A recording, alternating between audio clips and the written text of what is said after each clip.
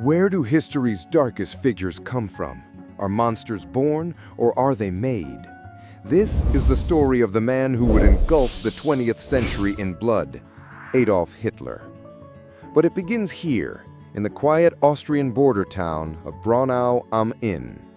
On April 20th, 1889, a sickly, frail baby was born. His mother, Klara, worried for him constantly.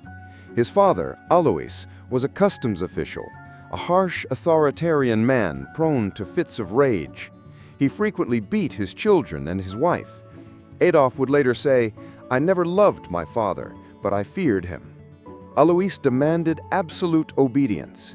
He himself had grown up illegitimate, his own father unknown. This rigid discipline carved deep wounds into young Adolf's psyche. But on the other side of the coin was his mother, Klara, a doting mother who spoiled Adolf and indulged his every whim. Between these two opposing poles, a personality was being forged, a fear of crushing authority on one hand, and an unshakable belief that he was special and entitled on the other. His father's violence taught him that power was arbitrary, while his mother's love made him feel privileged. This was the perfect breeding ground for a narcissistic personality, a mindset that perceived rejection as a personal insult and failure as a conspiracy against him. After his older half-brother Alois Jr. ran away from home, young Adolf became the new target of his father's wrath. This family crucible was forging the psychology of a future tyrant. Struggling in school, Adolf's grades were poor. He even had to repeat a grade. But at the Benedictine monastery school in Lambach, he entered a different world. He was captivated by the solemn pageantry of Catholic rituals and the abbot who ruled with supreme authority. And on the walls of that monastery, he saw a symbol every day, the swastika. This potent symbol became linked in his mind with revered authority and spiritual power.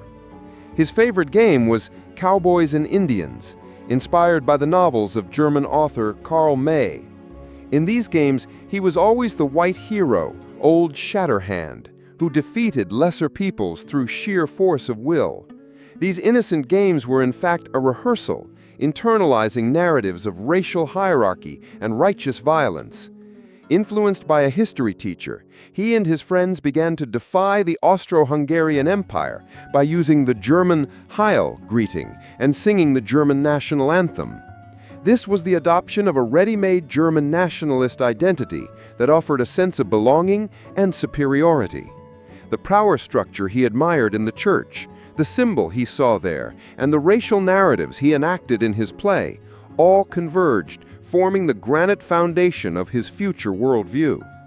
This foundation was laid long before he ever read his first anti-Semitic pamphlet in Vienna.